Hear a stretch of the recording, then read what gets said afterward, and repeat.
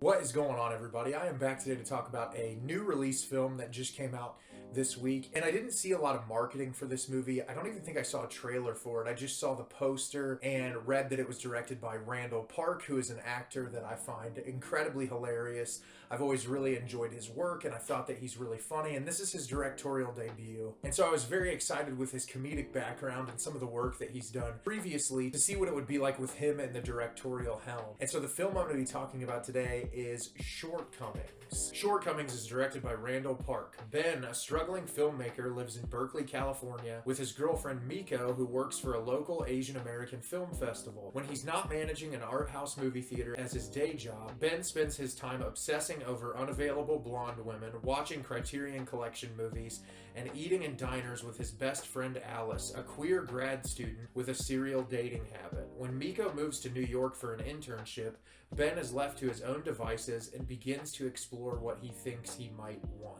So, as I said, I'm a big fan of Randall Park. I think that he's really hilarious. I've really enjoyed him throughout his career, and I was really excited to see this movie, and I really enjoyed it a lot. I think for a directorial debut, it's incredibly impressive. There's some things I feel like that could be improved upon, especially when it comes to pacing and the way that the third act is structured. I don't think it necessarily works 100% for me personally, but that doesn't take away from the fact that this is an incredibly enjoyable film that is genuinely funny and explores relationship dynamics in a way more complex way than we're used to in just your traditional romantic comedy. So, as the plot description states, we're introduced to Ben, played by Justin H. Min, and Miko, played by Ali Maki. They live in an apartment together. At the beginning of the film, they're seeing the premiere of this new romance film that stars all Asian actors, and it's premiering at this film festival. The two of them have a dialogue at the beginning where Ben is making fun of it. He's like, oh, this is just absolutely stupid. It's all about, essentially just saying it's all about representation and so much less about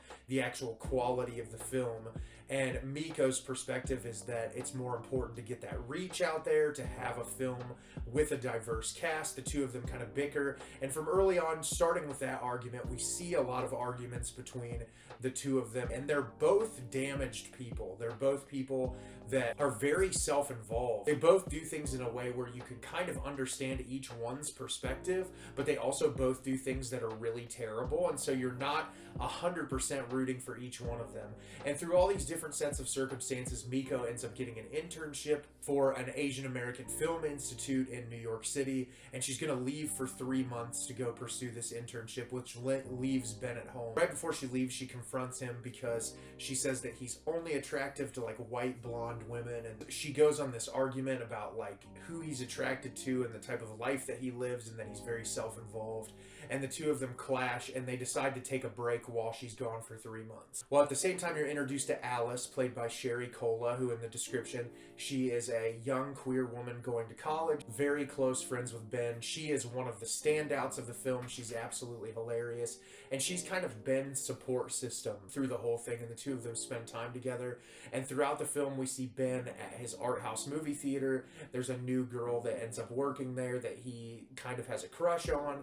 You get introduced to all the employees at the theater, and it takes us through this 3-month period while his girlfriend is away at this internship, and him trying to figure out what he wants. Is he making the right decision? Should he wait for her? Was their relationship going to work out? And what I really appreciated about this movie, and it's similar to the way I felt about a movie recently this year called Somebody I Used to Know, starring Allison Brie, is I like films that don't just give you likable characters.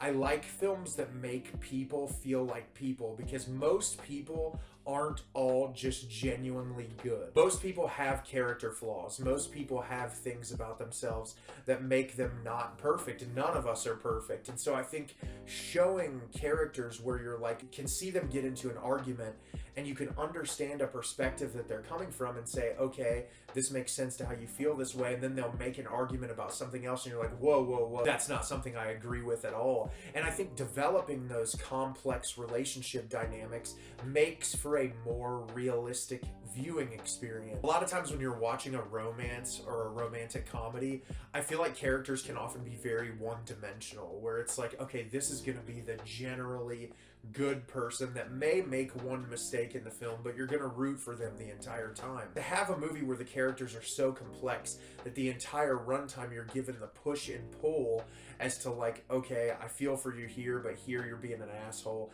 and kind of just like back and forth. I think that that's really impressive that Randall Park was able to convey that in this film. And I saw that it was based on a graphic novel, and so obviously there's source material backing this, but I think the way that it's handled is really impressive. And like I said, this movie has really great dramatic moments, and there's some really great tense arguments that are written into the film, but there's also some incredibly lighthearted and hilarious moments between the characters that I think work really well. There were a couple moments in the film that I laughed very hard, and I thought that it was executed really well. And like I said, my biggest qualm with this film, towards the middle to tail end of the second act to the build up of the third act, it kind of loses its footing a little bit to where you feel like you're jumping through recycled scenes that just don't necessarily add a whole lot to the overall punch that the film is trying to hit in the third act. But despite those pacing issues and despite some of the writing not being as strong towards that part of the film, I still think that you've had these great characters build up at the beginning for so long, that you're so attached to this and you care so much about what's going on, that it's not enough to really pull you out and kind of detract from the overall viewing experience. And I think if you're looking for a film that's truly funny, has great character writing, that has some dramatic beats, that's a little bit more complex than your normal just relationship dynamic narrative, Shortcomings is a film that you're really going to enjoy. So have you seen Shortcomings? Did you love it? Did you hate it? Leave me a comment down below and let me know what you thought. I thought this movie was really enjoyable, and I'm glad for Randall Park's directorial debut that he was able to do such a fantastic job. I really look forward to revisiting this one again sometime soon. As always, if you can like the video and subscribe to the channel, it helps me out a lot and lets me know the type of content you're looking for.